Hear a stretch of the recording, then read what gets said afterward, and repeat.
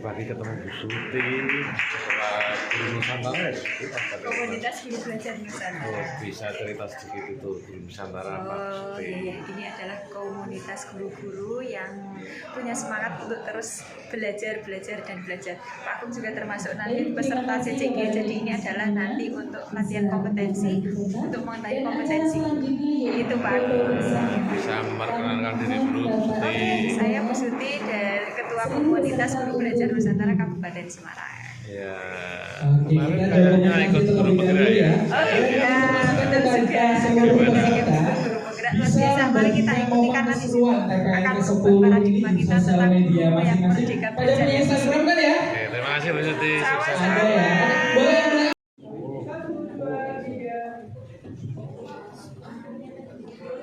Video dong, boleh.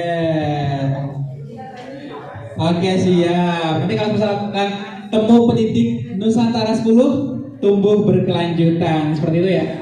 Oke, kameramen video siap? Siap ya.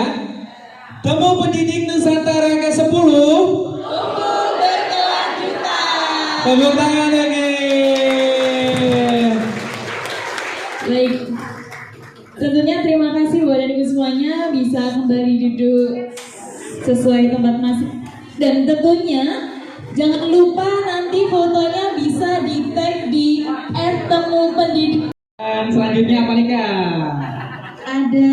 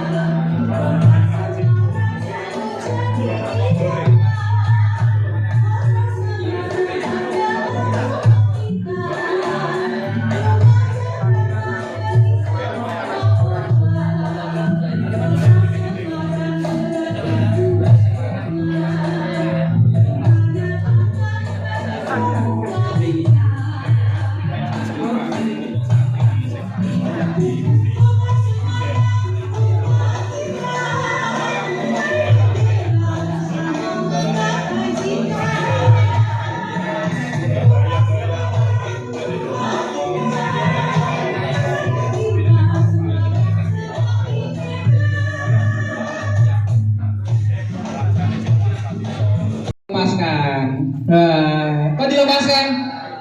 Kenapa dilepaskan? Oke, pintar sekali, luar biasa sekali, konsentrasinya luar biasa. Kan tadi siang kedua tidak ada kata Simonnya ya?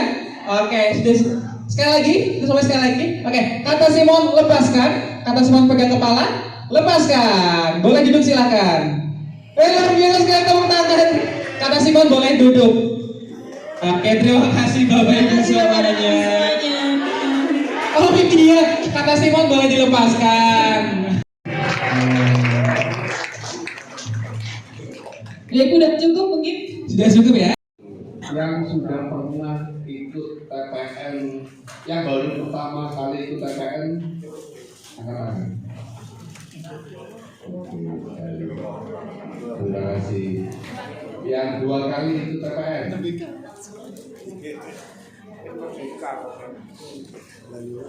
Oke. Yang 3 kali. Malah banyak 3 kali. Yang 4 kali. 10 kali. 4 ya. Pertama kali ikut TPN sampai yang 3 kali ikut TPN. Jadi ada yang masih. Oh, ada 5 kali. Ada 5 kali ikut TPN. Wow, ada sih.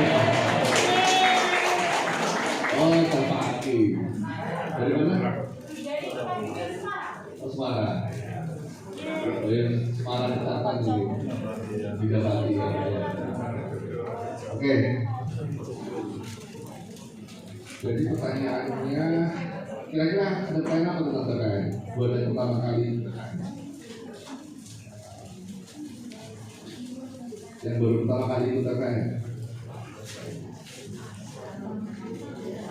Buat apa sih TPN ini? Oh, tambah ilmu, tambah pengalaman. Udah tahu dari jawabannya ya? Oke. Apa peningkatan pembelajaran? Wah, udah keren. Jadi ceritanya apa yang perlu saya bahas di sini? Bicara soal ini katakan aja deh.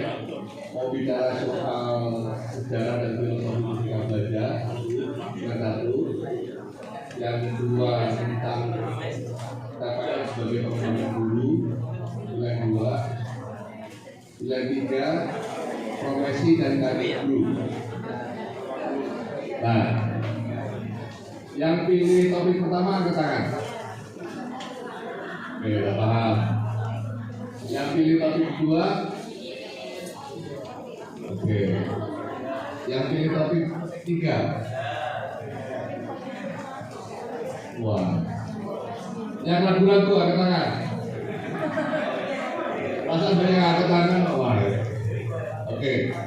Jadi pilihannya adalah profesi dan karir guru gitu ya. Oke.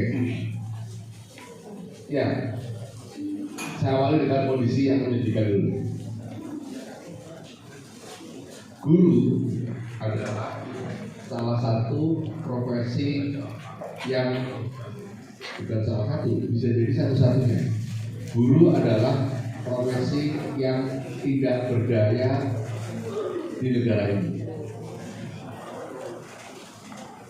Setuju tidak setuju?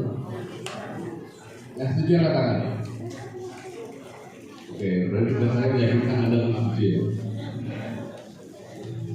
Oke, kenapa saya berkesimpulan seperti itu? Jadi yang namanya profesi biasanya itu mengurusi dirinya sendiri. Dan itu terjadi di hampir semua profesi, kecuali guru. Misal, kira-kira yang lebih apa? Profesi akuntan, profesi dokter, atau profesi yang lain? Pengacara misalnya, akuntan, dokter, atau pengacara? Apa pilihannya? Ketiga profesi itu lebih berdaya dibandingkan guru. Ukuran berdayanya bukan masalah uang, tapi adalah sama seperti mereka belajar ya. Soal berdaya kita untuk mengatur, mengurus diri kita sendiri. Akuntan. Ya tugas kita apa lagi sih? Tugas kita kan membantu anak-anak belajar ya. Jadi pertanyaan pertama yang harus dijawab di dalam pendidikan guru adalah gimana memotivasi murid belajar selesai. Nah ini sudah mau lulus PPG, pertanyaannya masih basic. Dan itu pun sebenarnya masih dihadapi juga oleh sebagian besar guru. Karena penanganannya selalu ke profesional, mengabaikan IP dan kopi. Nilai UKG pada masa dulu tahun berapa itu? Nilam, saya persilakan. Oke, tepuk tangan sekali lagi. Biar banyak hidup saya. Oke, silakan Kak. Betul sekali. Baik, assalamualaikum warahmatullahi wabarakatuh. Baik, sebelumnya yang saya hormati Bapak dan Ibu sekalian dan para hadirin yang hadir pada acara di pagi hari ini, pagi menjelang siang ya Pak ya. Baik, salam sejahtera bagi kita semua. Baik, Bapak Ibu sekalian, boleh saya sebelumnya perkenalkan terlebih dahulu, kami dari Pegadaian, saya sendiri Mbak Nilam. Saya sendiri namanya Mbak Nilam dan ada tim saya yang di stand Pegadaian, ada stand kami dari Pegadaian juga.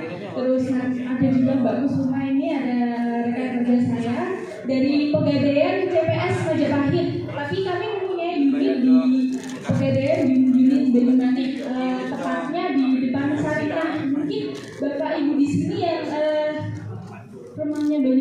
tahu ya tentang syariah PS8. Bapak Ibu di sini juga sudah ada yang pernah bertransaksi di Pegadaian ya? Sudah ada. Bapak Ibu, kalau boleh tahu salah satu jawab transaksi apa ya di Pegadaian ya? Utang. Oh, Pegadaian digital. Baik. Kali Mas sambung Mas ya? Ya dikit-dikit lah. Oh, sedikit. Bagus sekali ya investasi di masa materi. Mau? Next Mbak. Mau. Untuk Pegadaian di sini siapa sih ya? Pegadaian di mana-mana ya, seluruh Indonesia. Bahkan ada 423 outlet dan 2.300 agen pegadaian. Jadi next Mbak. Di sini langsung saja untuk Pegadaian itu produknya apa aja sih Mbak? Bukan hanya gadai aja ya.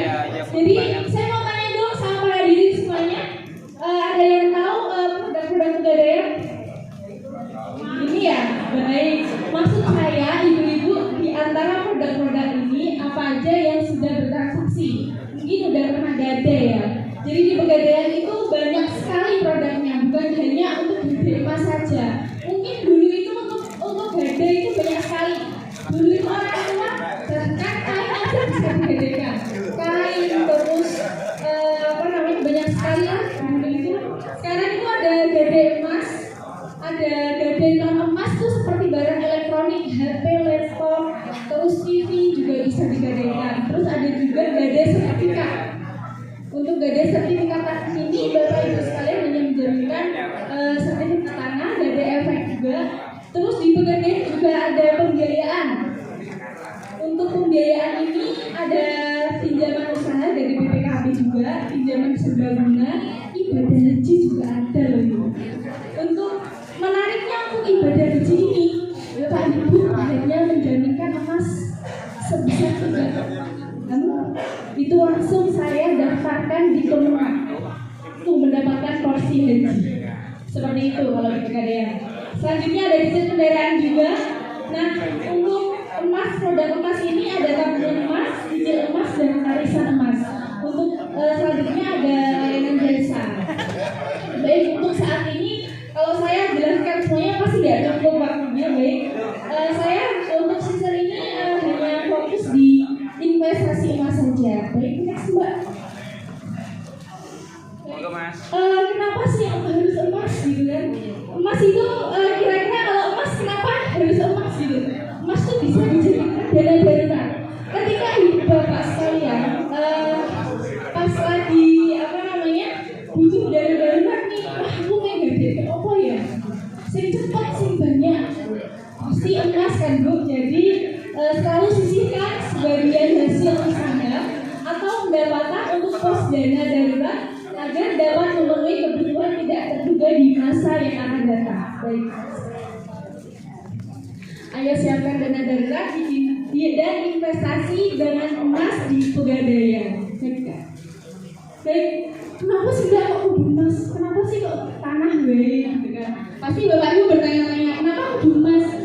Baik, kalau emas ini cepat banget ya Bu ya. Digadaikan bisa, dijual di mana-pun bisa. Bahkan kalau Panjenengan Soyo punya emas antar, dijual di internasional bisa. Seperti itu. Baik, kenapa emas?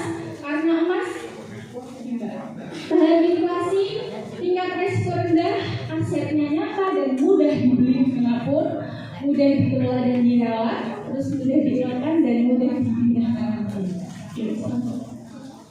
Dengan beragam fitur pembayaran.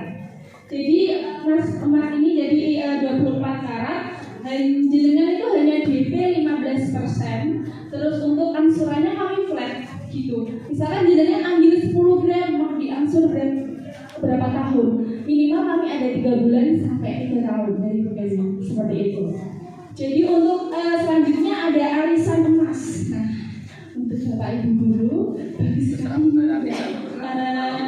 arisan gitu kan. Jadi asik banget buat arisan itu minimal 6 orang maksimal 12 orang. Bedanya dengan investasi emas yang biasa apa gitu. Kalau misalkan arisan ini Panjenengan Soyo bisa secepatnya untuk mendapatkan visinya gitu. Jadi seperti sistemnya tuh seperti arisan biasa, tapi panjenengan sedaya nanti pas diundi itu nanti keluarnya emas. Gitu. Kalau uang kan uang gitu kan per bulannya nanti diundi per bulannya diundi seperti itu. Terus apa sih emas itu gitu kan? Jadi emas itu bisa buat modal usaha, kebutuhan dana cepat untuk naik haji, umroh, beli perhiasan dan tabungan pendidikan. Nah, untuk tabungan emas ini, cicil emas dan arisan emas ini bagus banget untuk tabungan pendidikan untuk anak-anak yang masih berpendidikan misal SD, SMP, SMA gitu bisa dijadikan masa yang akan datang, misalkan bisa akan kuliah gitu kan. Banyak sekali ya dia untuk biayanya, terus untuk mendaftar militer juga kan banyak banget dan sejak dini bisa dibiasakan untuk menabung emas seperti itu. Nah, untuk pembiayaan kursi haji ini yang sama yang saya jelaskan tadi 3,5 gram itu langsung mendapatkan kursi haji dengan angsuran segini. Jadi ketika jenengan sudah menjaminkan emas, sudah diangkatkan, sudah mendapatkan kursi haji, panjenengan baru bisa untuk mengangsur per bulannya ini 1 tahun dan maksimal 5 tahun seperti itu. Jadi kalau di lembaga keuangan kan kita kan belum mendapatkan kursi haji. Kalau kami hanya menjaminkan emas, langsung kami daftarkan untuk kursi haji dan setelah penjamingan sudah selesai untuk emas yang dijaminkan akan dikembalikan kepada penjamingan seperti itu. Nah, ini simulasi pembiayaan logam mulia. Misalkan Bapak Ibu, misalkan Bumia ya Bu ya. Bumia ambil 10 gram. 10 gram itu bisa di DP 15%, terus nanti bisa diangsur 3 bulan sampai 3 tahun, nanti tergantung panjenengan beliau mau gramasinya bisa ditentukan, terus nanti jangka waktunya juga bisa ditentukan. Terus selanjutnya ada arisan emas. Untuk arisan emas ini minimal 6 orang dan maksimal 12 orang. Untuk per bulannya mengikuti orangnya, misalkan 6 orang itu nanti 6 bulan, 12 bulan seperti itu. Nah, dari Pegadaian untuk saat ini ada promo simulasi pembiayaan logam mulia. Banyak sekali Bapak Ibu, 25 gram dari 3.972 jadi 3.472.000. Dari 10 gram 800 jadi 793.000. Untuk 10 gramnya juga baik, terima kasih seperti itu. Monggo silakan, mungkin bisa Kak untuk bertanya atau waktunya sudah habis. Oh baik Ibu, karena waktunya sudah mepet, jadi Bapak Ibu kalau misalkan pengen bertanya bisa langsung di stand kami Pegadaian seperti itu sebelah pojok sana seperti itu. Baik, terima kasih atas waktunya. Kami sampaikan mohon maaf dan kesalahan. Wassalamualaikum warahmatullahi wabarakatuh. Kelompok studi pasar modal UNSAP tahun 2013 hingga 2007. Kemudian pengalaman kerja beliau tahun 2018 menjadi Capital Market Professional Development Program 2018. Kemudian 2018 hingga sekarang Senior Officer Kantor Perwakilan Bursa Efek Indonesia Jawa Tengah 1. Riwayat pendidikan beliau SMA Negeri 1 Kendal, kemudian Manajemen Universitas Negeri Semarang, kemudian melanjutkan di Magister Manajemen Universitas Diponegoro. Sertifikasi beliau Wakil Perantara Perdagangan Efek, kemudian Wakil Penjaminan Emisi Efek, dan juga Wakil Manajer Investasi. Kemudian email beliau di ahmad.muryanto@idx. Kontak beliau untuk bersilaturahmi bisa di 0821 3828 di @Nuryanto. Langsung saja silakan kepada Bapak Ahmad Nuryanto. Tepuk tangan dulu ya. Oke, mari kita mohon izin Bapak Ibu dan teman-teman guru semuanya. Oke, bismillahirrahmanirrahim. Assalamualaikum warahmatullahi wabarakatuh. Iya, pagi ini karena waktunya terbatas, saya mau cari Bapak Ibu. Jadi saya mau nge-share mengenai pengalaman saya tentang investasi. Karena jujur Bapak Ibu, ya, ini yang bisa setiap bulan. Pak Buki, mungkin Pak Buki itu nikmat banget bisa simpulkan Bapak Ibu guru itu kenapa kok sabar sekali menunggu yang namanya sertifikasi? Kenapa? Karena pakai nambah ini Pak. Benar nggak Bapak Ibu? Kalau Bapak Ibu guru itu cuma menganggap sebagai pekerjaan, cuma satu yang masuk. Apa? Gaji. Terus harapannya apa? Dapat tunjangan. Jadi amplopnya ada 2. Padahal kalau mau nambah amplop nggak usah nunggu tunjangan. Apa Pak Buki tadi nambah profesional, ya kan? Apa? Jualan buku, nulis ya, bikin konten, ya kan? Atau hal lainnya. Kenapa? Karena bagi saya dulu waktu kuliah, saya ditanya sama dosen saya, Mas Ian, panggil saya, nanti pengen punya berapa pendapatan? Saya dengan mata bilang 4, udah 2, 4, udah cuma 1. Apa aja? Teman-teman yang lain bilang, wah maruk banget, serakah banget. Enggak, itu logis. Kenapa? Saya punya 4 pendapatan. Pendapatan pertama gaji, saya kerja. Kenapa? Karena gaji ini yang dipegangkan kalau terjadi kayak 2020. Pokoknya dulu, alhamdulillah ya, kalau walaupun mungkin ada yang belum PNS atau apa, masih gaji kan kami ini. Banyak kan yang guru-guru, ya kan?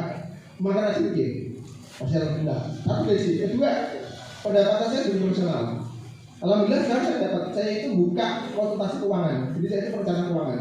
Jadi ada orang atau perusahaan atau UMKM dia kata saya, Mas, saya minta tolong dong, saya punya pendapatan segini, saya punya pengeluaran segini, efektif gimana ya?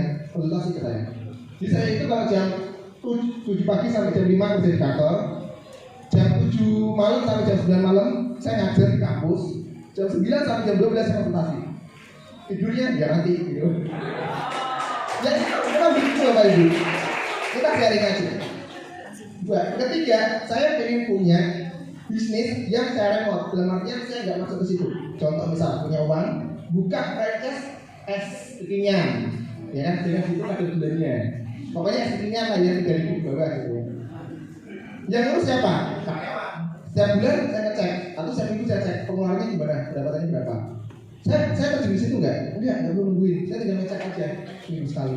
Tuh, yang keempat, yang mau saya sharing. Kenapa? Karena kalau poin kedua dan ketiga ini harus profesional atau punya modal. Nah, kalau belum, kita kayak keempat apa? Investasi. Jadi investor. Nah, kenapa? Karena gini Bapak Ibu, ternyata gaji yang amplop cuma 1 ini, jangankan keempat. Ya, ini kan pengeluaran kita ada 4. Secara umum ada 4. Pertama, kebutuhan. Kedua, cicilan. Alhamdulillah ya cicilan. Kenapa saya bisa kenapa begitu ya? Karena saya punya cicilan dulu. Betul. Saya juga omongan orang tua saya. Orang tua saya ngomong, kalau kamu kerja biar kamu nggak di uang menyicil omah. Saya nyicil, waduh kepake juga Pak. Iya benar. Lebih enak saya punya cicilan ternyata. Tapi itu saya beli kontrak, uangnya saya bisa investasi kalau itu di cash. Semoga dari KPN sih ya.